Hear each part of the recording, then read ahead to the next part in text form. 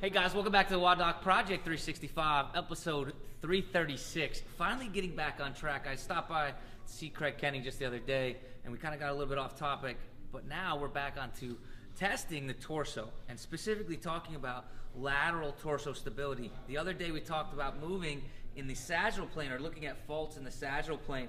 Today we're talking about looking at faults in the frontal plane. Remember we talked about planes of motion. We're talking about frontal plane. It's the plane that cuts us in half from front to back. We got here Evan, Pounds coach. This kid's an animal here. So hopefully he's going to be able to show us two good things that we're going to try. First thing that we're going to test is lateral torso endurance, okay? And we're going to do that by having him jump into a side plank for me. So guys, just to keep in mind with side plank, we're going to test both left and right. You can see what he does right here, how his heels, his hips, and his shoulders are in line. And also, what's really important, if you come around this way, you're going to see that this shoulder straight through is also in line. So what we're going to do here is we're going to do a max effort, get complete recovery, flip over onto the other side. So we got get complete recovery, don't do it like he did, right? So again, but same setup, right? Heels, hips, shoulders, and then shoulders in line with shoulders, okay? That's what we care about. We look like the T effect if you want to think about it that way. Good, you can kind of come up. So, first set to do is we're going to test endurance. And what we want to do is we want to have a number for left side plank versus right side plank, okay? And we want to look at those numbers. After we test endurance, we're talking complete recovery. So in between those sets, you should have 3 to 5 minutes at minimum, okay? If you want to take even longer, that's absolutely fine. Whenever you feel completely recovered. And then, again, after you completely recover from that, we're going to test strength. How are we going to do that? Suitcase deadlift. Evan's going to come on in here. Couple key points that we talk about when we talk about suitcase deadlift. You guys don't have to have this, obviously. If you don't, you're going to take a regular barbell, you're going to put it on 2 blocks, or I'm sorry, not 2 blocks, 2 45-pound plates and go on from there.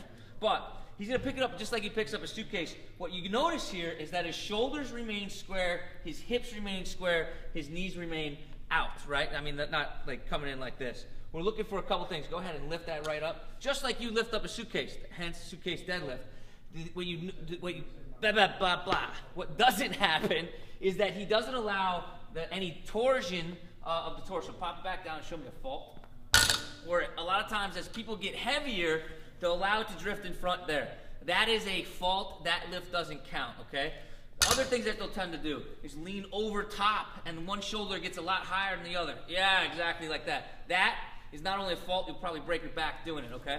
So we show us one more time, nice and stable. We care about staying nice and square here, staying nice and square here, lifting straight up, just like I was deadlifting, the bar was in front of me, okay? So we test right side, go ahead, relax, and we'll test left side. We can do this both at the same time, okay? So you go ahead, you hit whatever weight that might be on the right-hand side, and then you're just gonna flip around, hit whatever weight that is on the left-hand side. As you get up to those heavier weights, you might have to take more rest and more recovery time.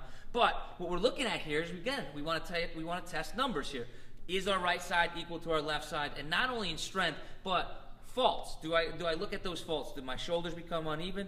Do I twist one direction versus the other? Okay. So we have an endurance number that we're going to find. We have a strength number we're going to find.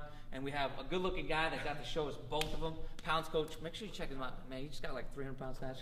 Got some crazy numbers. I like watching him. A good friend of mine. So guys, until tomorrow, we're optimizing function to optimize performance.